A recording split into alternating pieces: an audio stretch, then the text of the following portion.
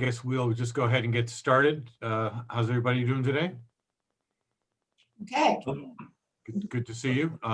Crazy times, I'm sure we'd all agree. Yeah, crazier by the day, crazier by the day. By the minute Yes. this week. By the minute. By the nanosecond, I think. Yeah. Anyway, yes, indeed. Today we'll have a chance to talk about all that, I'm sure.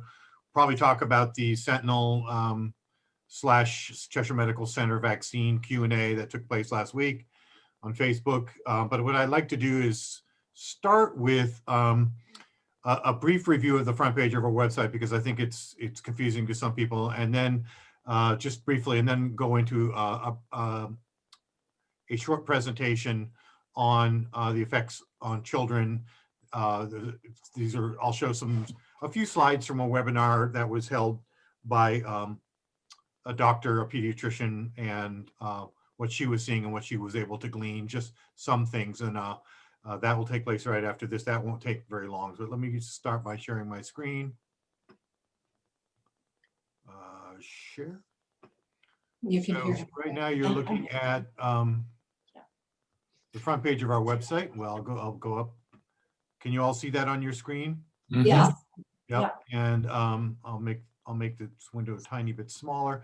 And so you'll see here it's a resource heavy page. So when you go to it, you're going to have to be patient, because it probably will take, depending on the speed of your connection, it'll probably take, I mean, it takes maybe half a minute to load on mine. I have a fast connection. It could take 2 minutes, who knows. Some stuff will come in, but don't think there's something wrong. It's just, there's just so many things on the page now, and that's good and bad. But anyways, so you'll see we have news and events up here on the right-hand side. You'll see that I've now put the blog posts in a little scrolling thing here, so you can look at the latest blog posts. Haven't had anything recently. Most of the news actually comes on this page. So if you look at this right-hand column and you scroll down a little bit, you'll see what I consider to be a smattering of the most recent interesting news that you might be interested in knowing about. So the Swiss government being forced to, by the people, to look at what's happening and not do continue lockdowns. This HB 220 that the Weston A. Price Foundation sent around, this bill for medical freedom, which is really good. This Dr. Lee Merritt video. So you'll see this stuff here that I post on the right-hand side. A lot of stuff around impacts of the vaccines, deaths that are happening, people convulsing. You'll see some videos here of some of that convulsion. I think it's important to show and not hide. And we can get into a discussion as to what this actually means, because the rest of the news is hiding and not showing. So we may be misrepresenting it in the sense of showing more of the downside, but it's what the news doesn't want you to see. So, and then this you're still looking at what I consider to be recent news, going all the way down to stuff about COVID-19. Pre-existing immunity, but let me just go back up to the top of the page. So these little things open up, and these came really from an initial flyer that we made, and just looking at some of the basic questions. So you'll see each one of these blue things is a hyperlink to information, mostly going out to other websites, but some of it going to different pages on our website. And when you click on the next one, it'll close the previous one. And these cover really a lot of the basic issues around the things that ought to be questions: perverse monetary incentives, effect of air pollution and glyphosate, the suppression of therapeutics, the flu deaths. And the rest of the page actually goes into more detail on most of this, although the rest of the page also does go into other details that you wouldn't normally see. It's crazy. It's amazing. I can't believe all of this information. So, I played around with the notion of presenting it just, little bits of information and telling people what I thought. But I'm like, here's the information. Go look for yourself. These are all the questions people are asking. It's really a smorgasbord. And then these jump sections just jump to different sections on the page. So if you wanted to know about the case demic, you would just click on the case demic and you see it goes da, da, da, da, da, and you get right to the case demic.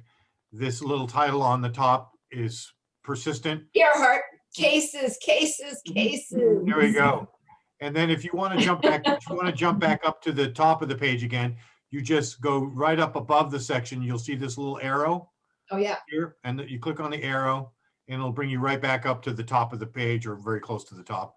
And so you can jump to sections on the right. Here's the vaccine industry here, and you'll see, for example, flu vaccine. This is the scatter plot for the risk of COVID based on previous flu shots. You can see there's a positive correlation. Nobody wants you to know that, right? And then again, if you want to jump up, you'll see, you just go up above that and you click on that arrow.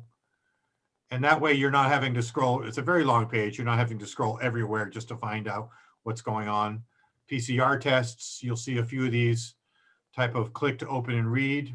So you can click that to get more detail and close it again. Otherwise it would be crazy long. I did want to show a lot of really good videos on the page, obviously. And then I did want to show this section here. Misery and death by lockdown. A lot of good content here. These sections actually drop down. I went through some of this material last week, but look how long this is. Wow. Wow. It goes on, and these are all things that you can say, hey, if you don't think you want to know more about what's going on, suicide, the kids dying of hunger, additional people in poverty, effect on the food system, forced child marriages in other countries that are up because of this, substance abuse, domestic abuse. I mean, look at this. It's just incredible. And then here's that, it doesn't like it. It doesn't like it when I do that either. Let's see, misery and death by lockdown. This is the thing I showed you last week. And just so you know, most of the images on this page can be enlarged by clicking on them because there's a lot of detail. And then if you click anywhere else in the page, or if you click this little X up here, you'll see that you can get back to the page that way. Whoop, sorry. Oh, I just messed that up. Oh, so anyways, you are so fired. Oh. That's basically it anyways. I did want to bring your attention to this Greater Reset event that's happening starting a week from today, which is a bunch of folks that many of whom you probably know who are getting together and say, hey, this Great Reset idea of the World Economic Forum, that's not our reset. I've heard it called, and I've called it the People's Reset.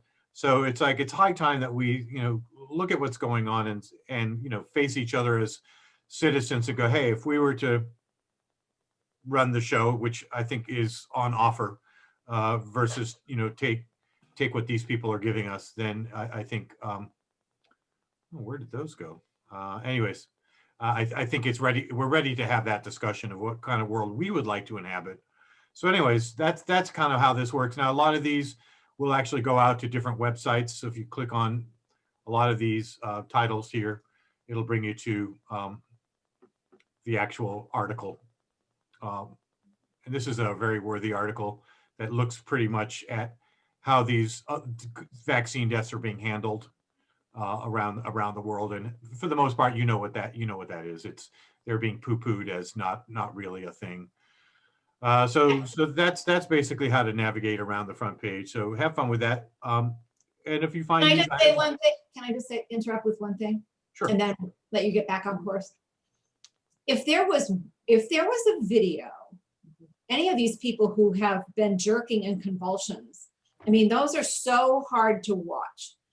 If there had been one person who had that result from having had COVID, that would be all over the news. That would be terrifying people so much more. Oh my goodness, if I get COVID, this could happen to me. That's happened to no one, or we would know about it. But wait a minute though. What has happened, and they keep reporting this in the newspaper, probably on mainstream TV too, is that death from COVID is so horrible. And they don't show you the video, but they describe it, what it's like to die by COVID. Right. So people have an image, yeah, but they haven't seen it. People dying from being blown up with ventilators. But here's the deal. If there was, I mean, pull out everything they can do. This person was 100 years old and died of COVID. You know, this child had COVID. Well, I guess it wasn't really COVID. It was something else, but it was like COVID. So everything they could do, if there were these people like we've seen in those videos, all of a sudden in convulsions and gasping and desperate, that would right there, we'd be under even more lockdown. Everything would be even worse than it is, but they don't even give any coverage to this. This is criminal, and it just supports what we know is that this is being driven according to an ideology and according to a plan. It's heartbreaking. You know, to your point, Becky, do you guys remember when this first came out? It has not yet even come to the United States, and we were getting propaganda videos from China of people dropping in the street, convulsing sometimes in the street, kind of almost eerily coincidental, really, if you think about it, right? Because it's actually the vaccine that seems to be producing that result in people. And not, I'm laughing, I shouldn't be laughing, it's horrific, but you know what I mean, and not the disease itself. But that's not how COVID works anyway, right? We've never seen examples of people, no one in America has just dropped to the ground in the middle of the street, random, like that's not a thing. And those videos disappeared, but that was the propaganda that they used in it very early on. Exactly. Yeah. Well, it was suggested, I did read one report on that not too long ago that suggested that a lot of people in China may have had pathogenic priming by prior vaccinations. So what we may have seen is people undergoing cytokine storms from having had vaccinations that primed them, created that antibody dependent enhancement. Can I ask a question about your presentation of this website, which is absolutely incredible what you have on there. And I think that to make the best use of it, for us, I know a lot of people who simply will look at it and get overwhelmed. On the other hand, some of those people I could guide from the way it's, in other words, if I find a particular thing that I think would be helpful to a particular person I know, what I could do is I would say to them, go to the jump menu, for instance, and then tell them what the title is to look for. In other words, I like to think that we need to really get used to using that incredible website you built, because a lot of people, well, I'm slightly overwhelmed when I look at it myself, but I also trust myself to be able to navigate around and find it. I made my point, would the jump menu be, I would like to give people that I think should look at a particular, ignore the rest at the moment, but go there and look. I think you'll find something significant there, Yeah, you can actually point them directly to a menu button, but I have to see. Oh, and the other question connected to that is, so that's the first part of my question. And the second part actually is, or if I didn't want to send them to the website, but I think they should go there and know it exists, but are there such things as links to a particular article that you can send out and so on to people? Yes. Or a particular video, in other words, to make it easy to get somebody who is very busy and overwhelmed, as we all are, to actually look and read something that you think they should see. Yeah, now let me just show you what I just did. Okay, so I went here, I went to Rise Up NH, and I just went to, I want to look at this. So I go to the COVID vaccine, and then there's all this stuff. And then you go this, and it's going to take you to a totally different URL. And so if you have certain things that you want to show somebody, you open it up and you copy it from here and send it into an email. And that way, if you have a certain exact article you want to send somebody, that's the best way to do it. Am I right, John Michael? Actually, you can copy it directly from the site by right-clicking on the link and say copy link, and you don't even have to go out to the article. Copy link address. Oh, I didn't Copy even. link, know copy that. link address, and then I'm you can doing just that right paste, now. paste that in your email. The other thing you can do, and why don't you try this, Becky? Go up to the jump menu again Okay, hang on. on our page if you can, and I want to show you how to do one other thing before we move on here, just so people know. Yeah, click that little arrow that goes all the way to the top of the jump, back up to the top of the. Where is the little arrow? If you keep scrolling up to the beginning of the section, you'll see the. Right here? All right, so now, yeah, so now go down to any of the items on the jump menu. Okay, Now right click on one of those items yeah, and you can copy link address. Now what that does is if you say, look at this section on our front page, that will take them directly to the section on the front page. So if you type that in and if you, okay, well, so, and what you just did is you clicked you can see over here up on the URL bar up at the top, it says riseupnh.org/$top. And what that does is it sends you directly to the section that you've clicked on. So you Okay. can actually send them directly to any one of those jump sections. okay. So anyway, Let me try that. One remark from my side after this. I think we need to understand what an incredible difference is between even the people who are watching this program today. Where John Michael Dumay and Becky are in conversing is way ahead of where I am with computers. I don't even have a right-click possibility in the way I work. I don't have left and right-click and all of that. It's far beyond where I am. And then I look where I am, and I think probably I'm still far beyond where Johanna Laurie is in her handling of computers. It just shows the vast ocean of technical ability, technical skills that is needed for you to efficiently find what you can. So I do still think that to help those, to reach people that we think of in a personal way, that giving them a hint how to get there easily, and how do you get a link if you have a particular, is every article and video in there has a link that you can send to somebody? almost every one of them does. Some of the Okay. embedded videos. Right. Do So not if have you click, separate if you click on that program, you see it yourself. There is a link with it that you can send to somebody, right? In most cases, yes, but sometimes the videos are just embedded Yeah, and yeah. they don't Okay. have a separate link. And All right. Okay. In most cases. if it's a YouTube video, for example, once you click on it and it starts playing, you can click on the title and it'll take you directly to YouTube. Yeah. And so that's also, if you right click, you can get the link that takes you out to the page. All right. Now, because YouTube has been censoring so many videos, a lot of these videos are no longer on YouTube. And so I'm picking them up off of BitChute and other types of hosting services. And this particular video, for example, that's showing on the bottom right of our page is actually hosted right on our website. So it's interesting some of that you'll just have to say, see this video here on our page, but most of the items can be hyper clicked to somewhere else. Now, like, this is the thing, like most things you're gonna see, all of these things that are highlighted, I'm sure you know that, Gerhard, but they're gonna take you to another whole page.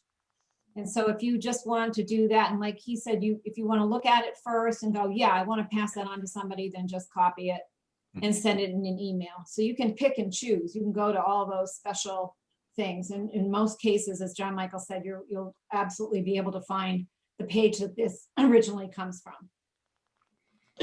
All right, I don't want to spend any more time on that because people can just look around for themselves, but let's move on if we can to the slideshow. This was prepared by Rational Ground, and it was these are some slides from a live cast. You can watch the video here from which these slides were taken at rationalground.com/events. And I think it's right up at the top of that events page, but I'm just going to give you a small smattering. The woman who was featured there is Dr. Kristen Walsh. board certified pediatrician, Harvard educated. She had written a letter to the New York Times early on in the pandemic. And if you want to see what she wrote having to do with impact on children, you can just type in tinyurl.com/Dr.-Walsh-letter. And I prepared that little mnemonic because it's a Google Doc. So it's a really 100-character URL. So that's how you can get there. So just without much further ado, let's just go right here. Oh yeah, one more. So if you don't know about Justin Hart and Rational Ground, I highly recommend you check out rationalground.com. A lot of good articles and resources having to do with the pandemic. He's also on the internet quite a bit, on YouTube quite a bit. So if you're on Twitter, I would recommend following him at Justin_Hart, H-A-R-T. So this is a combination effort of his and the doctors. So pediatricians, what are they seeing in their practices? Kids get COVID, but they're very mild symptoms, as we well know. Survival rate for kids under 20, 99.997%, or about a one or two in a million kind of, infection fatality rate or death rate in the overall population. But they are seeing impacts around weight gain, depression, anxiety, and suicidal ideation, as well as attempts and successful attempts, sadly. And a lot of these, of course, we know it's not any news to any of us that it comes from the pandemic and the school closures and parents being afraid, families being afraid to have their kids do play dates and stuff like that. The whole thing we know, but there isn't so much the awareness of this discussion of what the impacts have been. There's no awareness of it. Just somehow it's the fear of COVID-19 with most people seems to become so strong that they don't have any empathy left to try to imagine how this is hitting the world, the children, the families that are hit. That is the sad part to me. Indeed. And I think if we can share some of this and also impacts on people that we know, which is why we're doing that parent Zoom on the 23rd. And I'll just remind everybody while we're just on that topic. So next Saturday, 1 o'clock, this coming Saturday, I should say, there'll be a facilitated parent Zoom that will be recorded and shared, publicly, facilitated by David Cope, who's a social worker from Hancock. And the idea is parents of children with children at home, doesn't matter, or even if you're a grandparent and you have a child at home, anybody who's been in a position to observe the impacts of the pandemic on their children psychologically, educationally, socially, etc.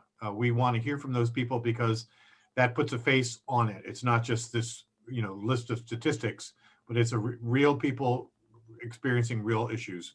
So please, there's a page on our website, on our blog. If you look at our blog, you can find it, and you need to pre-register if you're going to be interested in doing this. So please, everybody, talk it up. Talk to people that please, who may be in that position and are willing to be part of a group and willing for that recording to be shared. I appreciate it. So let's just move through this, and then we'll take comments after. I guess it'd be the fastest way to do it. Otherwise, we could be going through this slide show all day, and I didn't really want it to dominate too much today. So Italy, compared with the same months in 2019, March through April, they saw an extra meal per day and 5 hours of screen time per child added. Of course, we know that a lot of schools were going online at that point, and physical activity decreased by 2 hours a week. So, we can guess what the impacts of that are going to be on kids. Here in the States, Journal of Sport and Health Medicine in July predicted that if school closures continued, you'd see an obesity rate increase by 2.4%. And of course, we know the effects of obesity socially and physically, diabetes, and you name it otherwise. Cook Children's Medical Center in Fort Worth, Texas, noticed that 37 young children admitted for suicide during the month of September, highest monthly count for suicide attempts. And I think there was a statistic, I don't know if it's in the slideshow or not, of 25% of 15 to 24-year-olds, I think it might have been, or 15 to 30-year-olds or something like that. I'll have to go find it, had suicidal ideation at some point over the last year. A quarter of young people basically were thinking like, this is not worth sticking around for. I mean, if you think about, why people are alive, it's crazy. Then eating disorders here, steep increases in up to 78% in some months in calls and online chat groups. In Great Britain, healthcare providers reported 2 to 4 times the number of food restriction disorders compared to 2019. And they're seeing long lists, centers are seeing long lists of long waiting lists for inpatient treatment of people with eating disorders. Pediatricians are seeing children brought in with progressed diseases, so parents don't bring their kids in until it looks terrible. And so that's not good for the health of the child. And then recovery from eating disorders can last 2 or 3 years. I mean, children and people in particular are not very good at expressing their psychological and physical discomforts. We don't have a culture that's very good at emotional communication. And so an eating disorder is a way to say something's wrong with me when they can't say it in any other way. So, we've talked about this before, the likely trauma we'll see, that we've seen and will continue to see down the road. And I just read some report by the National Bureau on Economic Statistics or some place like that that said that there would be likely 900,000 more deaths from the economic impacts of the of COVID in the United States. I think it was 900,000 more deaths anticipated over the next 15 years, just from the economic impacts of the pandemic. Anyways, and 10% of those who develop anorexia will have their lives shortened, which is just unbelievable. And of course, mental health, we talked a little bit about this. ER visits definitely increased. And we also, I think I reported, it was interesting, this is a national report on the increase of prescriptions for depression and anxiety. It was a March report, which included mid-February to mid-March only. And it was like increases of like 20 to 25%, 15 to 25%.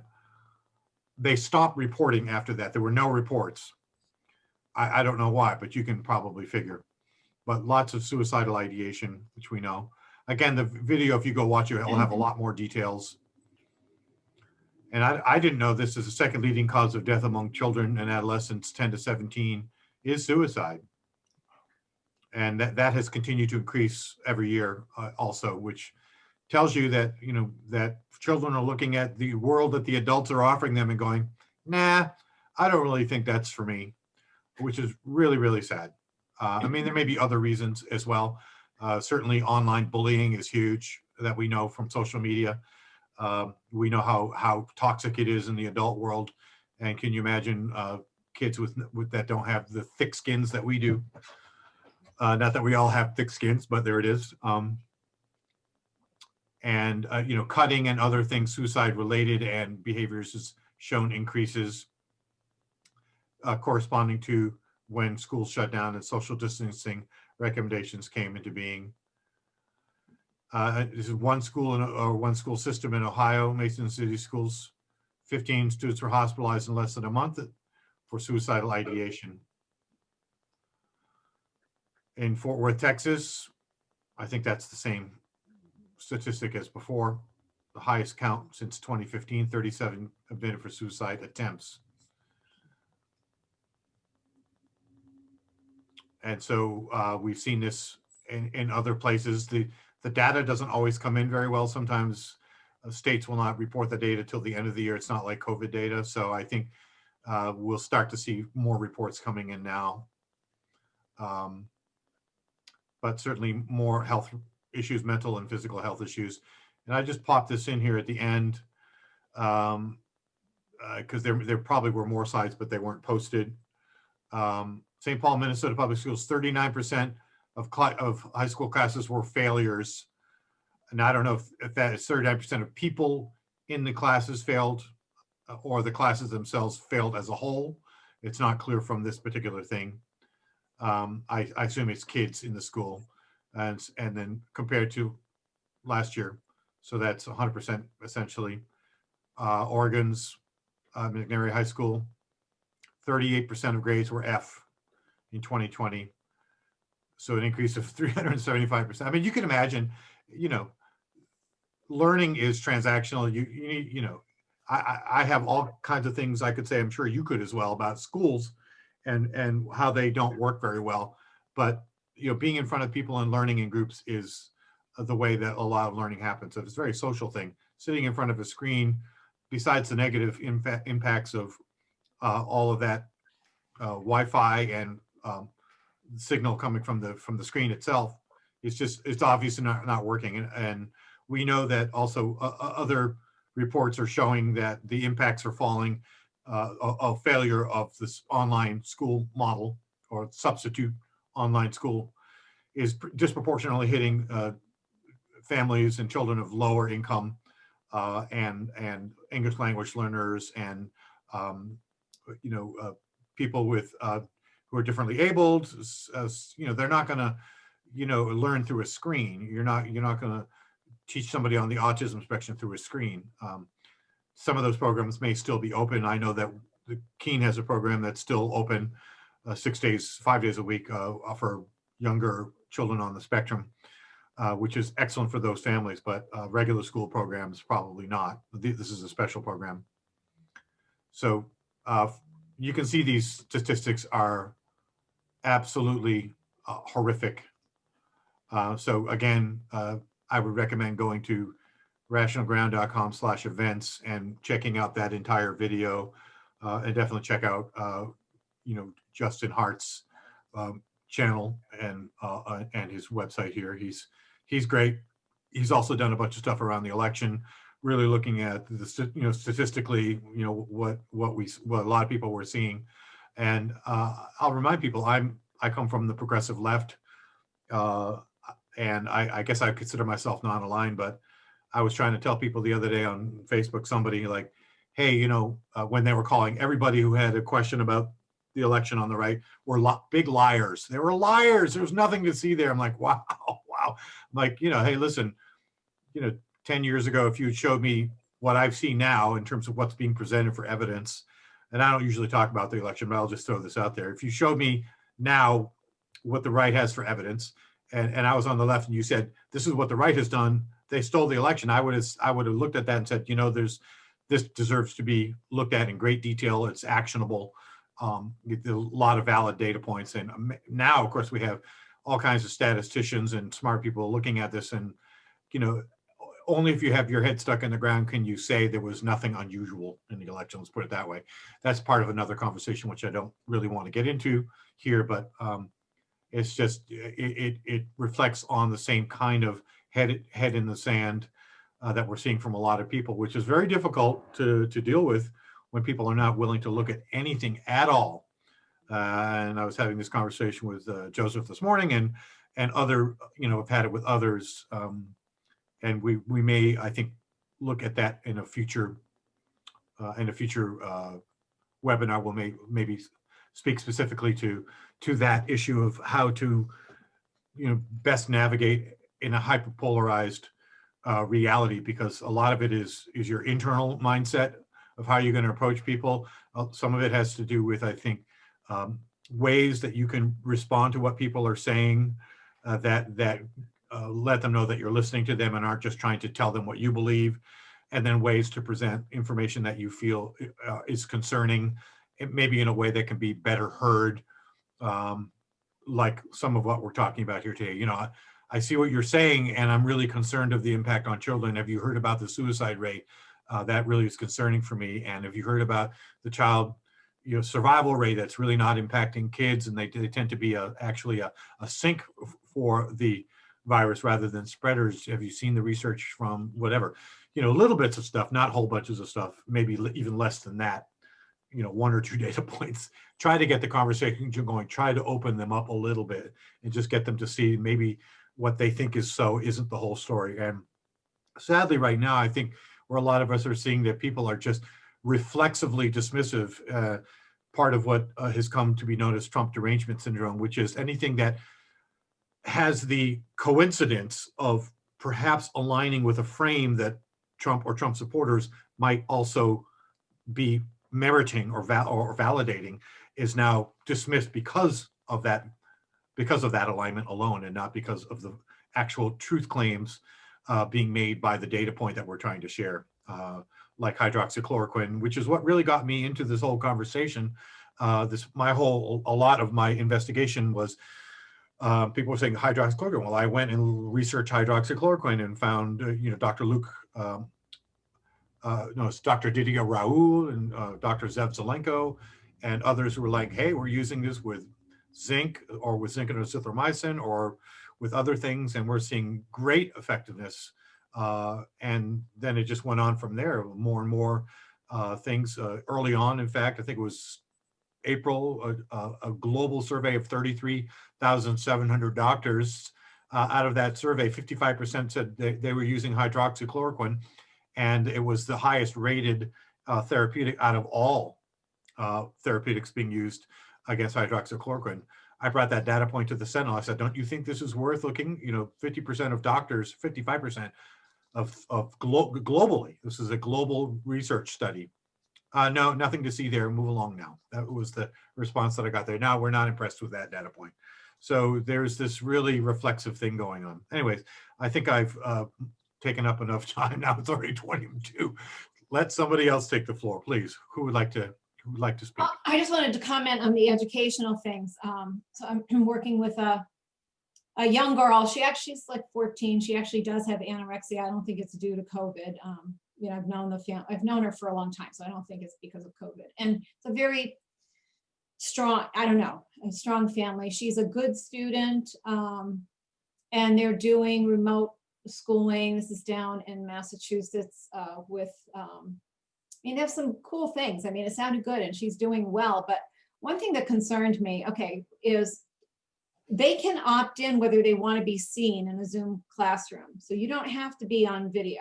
Now, if I were teaching, I'd want to see my students. Are they engaged? Am I boring them to death? Are they, just out to lunch or whatever? If you don't have to be on video, you can just walk out of the room if that's what you want to do. But it's also really hard to see what, how people are reacting. Like I just said that, and Gerhardt was nodding his head, right? So that helped me see that what I'm saying, somebody is saying, yes, I get that, right? So when you're dealing with a class, it's a relationship between students and between students and students and students and teachers. And that kind of thing is just going missing. And the other thing is, whether it's autism or just regular students, you can't do a science lab on Zoom, okay? There are a lot of things you do in school that are hands-on, whether it's, whether it has to do with mechanical drawing or, whether it has to do with, shop. Learning how to make a toolkit out of metal, learning how to do this kind of stuff. You do this, you don't learn to do that by watching somebody demonstrate it on a Zoom thing. So, or a remote. So I don't know, that's just a couple of examples of things that are like, and I think, I was thinking to myself over the weekend, I'm thinking, well, thank God, when Dale and I were younger, we traveled, we went here, we went there, we did all these things. So now, if we're never going to do those things again, we got to do that, and it was really fun. But if you're a young person, your whole life is ahead of you. You were like, it is very bleak.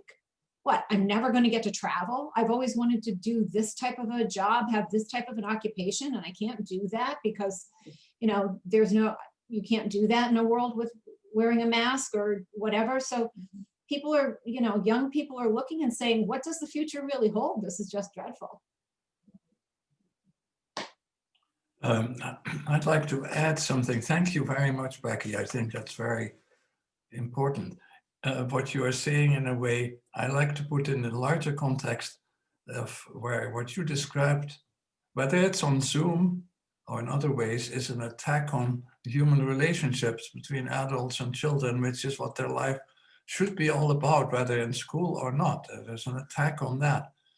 There is an attack on human relationships all over. And I want to give a very small example and describe it very briefly. My neighbor is a wonderful person, but has high school education and it does not have internet and does not get the input that we get from different things, but always has had an intuitive sense of looking for the health of her own body, not by prescriptions. And she never took a flu vaccine. And her significant other, I think 10 years ago, took a flu shot that she had advised against. He died 2 weeks later. It kind of confirms her natural intuitive sense. Now, she is subsisting in taking care of a wonderful way of a very full, if not overfilled, apartment with wonderful little tidbits, and that's her life. And she goes out with 2 people with cars here that she doesn't have a car, that make her go shopping with her and do things with her. Those people are not necessarily close friends, but they're an important part of her life. Mhm. She told me just the other day that those 2 people told her that if she does not get the shot, they will not connect with her at all. Can you, I mean, in other words, this is an attack on human relationships all around, on splitting up families who don't see it the same way, and on basically it is attacking what human life is about. It's an incredibly deep attack on humanity in that way. Enough said. Yeah. That seems to be the recurring theme with so much that's being kind of shouted at us over and over again. I mean, I know it sounds simplistic, but this sort of divide and conquer strategy is that has been utilized by ownership ruling classes throughout history. It's just repeating itself again and again. I don't know if it's for the intent of disrupting the social order to really attack humanity, so much as that it's in preparation for a really increasingly insecure state that understands it can no longer provide the standard of living that it has been providing to the people of this country and the developed West for now, what, hundreds of years? And I forget the exact quote out of Hemingway, but it was like, hey, you know, how did you go bankrupt? And it's, you know, well, slowly and then all at once, you know. The sort of speed in which these things occur. Chris Martenson, the economist, I'm sure maybe you are familiar with him. He has a great description of what this looks like. And you can see this playing out economically in terms of the tranches of debt that need to be continually expanded over and over again. Each time they're more and more and more. And he talks about filling the stadium up. He starts with a drop of water. If you take a drop of water and the water doubles, I think he doubles it every second. How long will it take before the entire stadium is filled to the top? The answer is surprisingly not that long, right? You know, some people guess and they say, well, maybe a day, maybe 2 days, maybe it's like 50 minutes or something ridiculous. But what's interesting about the analogy is that all of it occurs within the last 5 minutes. So you're almost like, you know, so in the 50 minutes, for the first 45 minutes, it's just up to your ankles. And then it goes from your ankles to over your head in the last, you know, few minutes entirely. That's what we're looking at economically. I think this is why we're seeing such pressure shouted at us. That this constant division is arresting the social order. I think for that, in those sort of purposes, it's a control mechanism. I don't think it's because they're trying to purposefully disrupt humanity, but I don't think as they see it, as the state sees it, there's little choice but to try to curtail, I guess you call it resistance to the next system they're going to try to implement to get around this. Yeah, you make a very good point. And even I would just say one thing about that, and that is people have been talking about Agenda 21 to into 2030 for a long time. And they're, if you look at what they purport to do, some of what they purport to do, it looks positive. Like, oh yeah, you know, we'll make sure there's equality and every, you know, no more of this, no more of that, and, you know, good opportunity for everybody. But regardless of that, look at what they're doing now. Look at how they're doing it. This is a preview. If you think that's great, you got to look at the preview and ask, how's this preview working out for us? Now, it boggles the mind that some people will seem to be just fine with the previews. So that's another whole area of how to get through to those people. But this is a preview. It's going to be done through control and surveillance and limitation of freedoms, not through liberating the human spirit, which is why I think we need to talk about the People's Reset. What does it look like if it were liberated? What kind of life would that be? What would we be doing? How would the economy work? What would kind of form of government would we have? What would jobs be? You know, what would be our priorities? Would they be different than they are now? Because the humanity has sort of been led by the nose down a very materialistic path. That is, if you really look at what we're doing, a lot of it is senseless, needless. You think about David Graeber's Bullshit Jobs book. A lot of people, half people wouldn't even prefer to do their job if they had. I mean, if you think about the embodied or embedded tension from doing a job that you don't really care about, and then what for? What's the end game? So we can retire? It's kind of like heaven. It's like the end game of heaven. And I'm not trying to diss anyone's religion, but the idea of you know, your reward is sometime in the future. It's never now. It's always going to be sometime in the future. Maybe when you retire, you'll get some kind of reward. But, you know, for many people, they don't have a retirement account, and it looks like the Social Security system's going bye-bye. So what is that going to do? Indeed. Yeah. Indeed. So, You know, we just lost David. Were you aware of that? yes. He just died. Yeah, that was kind of shocking. Yeah, you know, one thing I will just to follow up on that, the idea of comparative advantage, I think is really at it's the, we could say the fulcrum of this. It's everything rests on the people's ability to weigh their interest. It is better for me, safer for me to do nothing as long as my needs are still being met. And I use this example often. If you look at Skid Row in Los Angeles, it's like 54 blocks of squalor. I make this comment not to suggest that, well, these people just aren't that poor, because that's bullshit. Yes, life has clubbed these people over the head. That's why they're intense on the street. But you will notice any of them sitting outside their tents scrolling through their news feeds.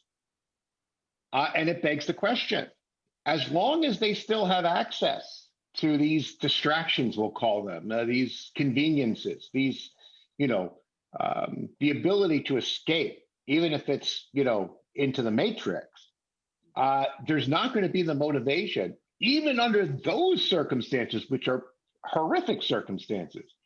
The motivation is not going to be there. They won't be compelled, right? I think a simpler way of saying it is, so long as the belly is full, you know, people are going to be less reactive in these situations, and it's easier to keep, you know, all right, I'll put on the mask. All right, I'll cancel my plans. All right, I'll do this, because they just escape into their, you know, they still have a refrigerator full of food, even though the prices are increasing. I do believe that we're coming to a place very quickly. I think this is playing out all around us, where that comparative advantage is going to be waning drastically. And just like the rising tide in the stadium from the drop of water will happen very quickly and will take a lot of people by surprise. As soon as it becomes reality for, let's say, the enforcement class, and by that I mean not just police officers, but nurses and teachers, that their pension promises will never be met. They won't be met. These promises are not going to be made. It's a fact, it's just a fact. And once that reality sets in, where are we now? And I think these are the kinds of things that we're going to see, all at once. People will start to have no choice but to reflect and say, okay, you know what, JM, I'm all ears now. What was this you were talking about? A reset? What can we do now? Because now they have nothing to hold on to. The only reason, and I know I'm running, but let me just say this. The only reason that these people are falling in line as vassals to the feudal state is because as they see it, they have no choice. That's why the cop is going to put on that uniform, put on that helmet, carry that baton, and swat his neighbor, because he sees it as what option is there. Same thing with the teacher. I'll go along with the stupid nonsense because, and if you bring up to a teacher, well, what about, your pensions probably are, they get, because it's all they're living for. So these things are going to change drastically because there's no, at least now, meaningful reason to think that things are going to somehow get any better in this current environment. I think that I wonder, I think you're spot on with what you're saying, but as to what the consequences are going to be, because when we get to that point, there's going to be mass death. There's going to be a lot of things happening to people. A lot of people still will have no choice or feel they have no choice. See, that's why I feel this conversation has to start now, because we're going to have some people who still have their heads screwed on right, because there's going to be, then it will be the scenario like in the stadium where everybody is running, everybody's trying to get out and everybody's trampling everybody. We're going to get to that stage of mass hysteria. And if we don't want to have mass hysteria happen, or at least do something, be prepared for mass hysteria, we have to think about that now. That's what I think. So, Yeah, agree. Well, I think it does fall to us, and I've had these conversations lately, as I'm sure you have as well. And I mean, I've heard positive timelines and negative timelines are on offer right now. I think there's several things. One is to be able to have information at our fingertips, regardless of what happens in the future. Because if it's a positive timeline, the way some are talking about, that's also going to be highly disruptive to people. Like if we have disclosure of, the ultimate financial shenanigans or election shenanigans, or, satanic ritual abuse shenanigans, whatever. Many of these things are things that people are not crediting as either happening at all, existing in any form or fashion, or being important. And so as we get closer to these shocks that we're talking about, whether they lead to something greater or something worse, there are going to be many people who are traumatized by it. And it would be helpful for people who know, like us, to say, it's okay.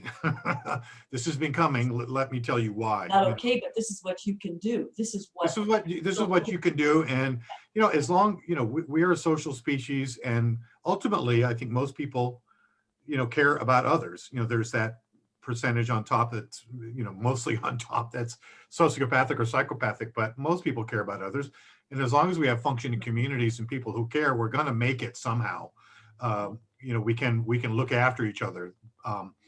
But I think long term, but I think short term, there may be some, serious issues for us to deal with in terms of people staying in their houses, people having food, whatever, even I'm questioning, the validity or the viability of the electricity infrastructure, because for years, or 30, 40 years, people have been saying we need to upgrade that. It needs to be decentralized. You can't have all these stations that are susceptible to EMPs or solar flares, X-class type, Carrington type events that we saw in the mid 1800s that fried all the telegraph lines, for example. It's like our electricity infrastructure has not been hardened against these kinds of things. And so, and it's an interesting conversation to have, because how many of us think on a daily basis and wake up going, wow, the electricity infrastructure hasn't been hardened. So, it's like, how do you have these conversations? And, I could have these big files of things to take care of when the world goes to pot. And it's like, but we need to be thinking about them now, not some other time. So that's why I think, talking about the people's reset is important for us, to be thinking about, especially local sustainability, relocalization, How do I take care of the people in my family, in my neighborhood, in my town? Those are critical questions because those are going to be the most important questions as I think things roll out, as me and Frank are talking about, at least. I was thinking as you spoke, that should we have an event where the electricity goes out for some reason and people can't actually access their internet for a while, that might also be an opportunity for people to think, because this is how they're getting all this misinformation. And of course, this is how they're being social. But suddenly, if they can't be that social that way anymore, and they can't get their information, good or bad, so I think we need preparing for that, for various kinds of rather drastic scenarios. And what will we do in those circumstances, and talk about it with everybody who will listen, because that's. We've been trying to have these conversations for years. I know you have, I remember starting with the Gerhardt's help, the Monadnock Institute for Community Advancement and Sustainability back in 2005, looking at, what then appeared to be a peak oil scenario, which was only undermined by fracking, which, as we know, is polluting to no end. And we'll have to clean that up for the next 100 years, maybe. But, people aren't ready to have the conversation until the time is right. And Frank has said many times, until it gets to a certain level of discomfort, they won't want to have that conversation. But people like us who can read the tea leaves, I think, could have that conversation. I'd be happy to be part of that conversation. If people want to be part of that, they should, what should they do, Johanna? Should they contact you? Oh, well, I'm trying to pass the baton over here. Okay. On something. Yeah, I think we ought to sort of brainstorm how to do this. I'm trying to think right now about how to introduce this into the Waldorf community, because through my daughter, I'm very much seeing that they're going to need this kind of conversation in the school very soon. So, but everywhere needs this right now. Yeah, I think Keene has had relocalization conversations or transition town conversations. We could pick up the thread of those because it's all the same. It's really all the same. It's all about relocalization, local currencies, that sort of thing. That's something Catherine Austin Fitz has talked about a lot.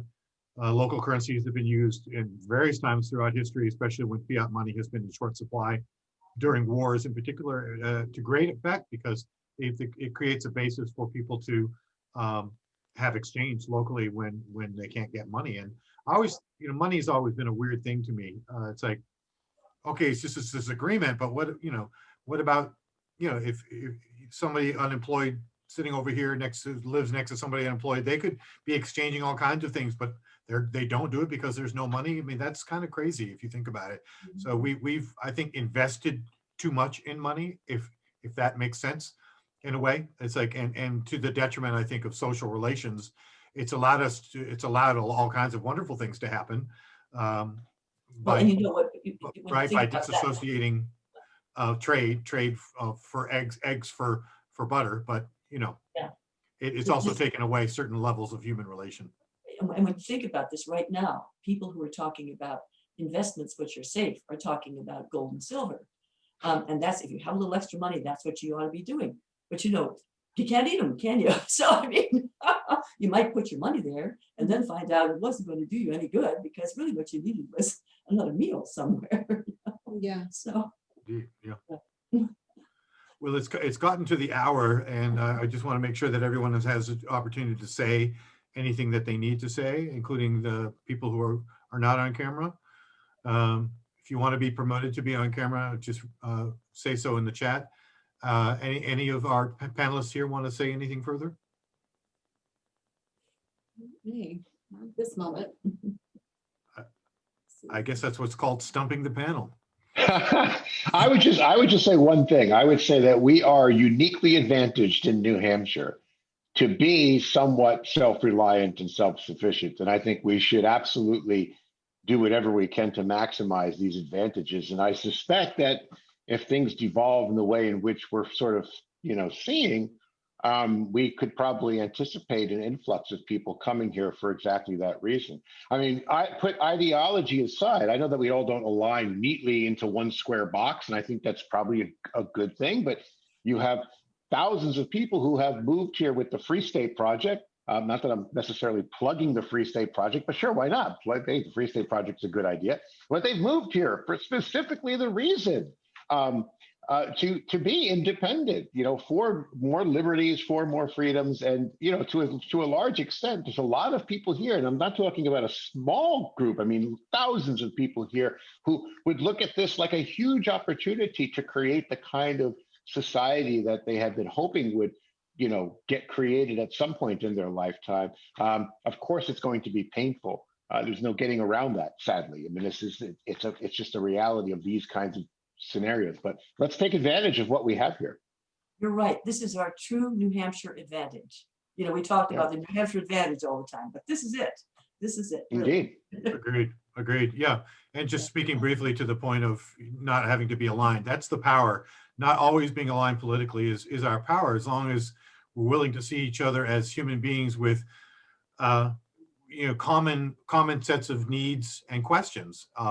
It doesn't matter really, as long as you can treat each other in good faith and not demonize and dehumanize the other. That's the basis to begin conversations.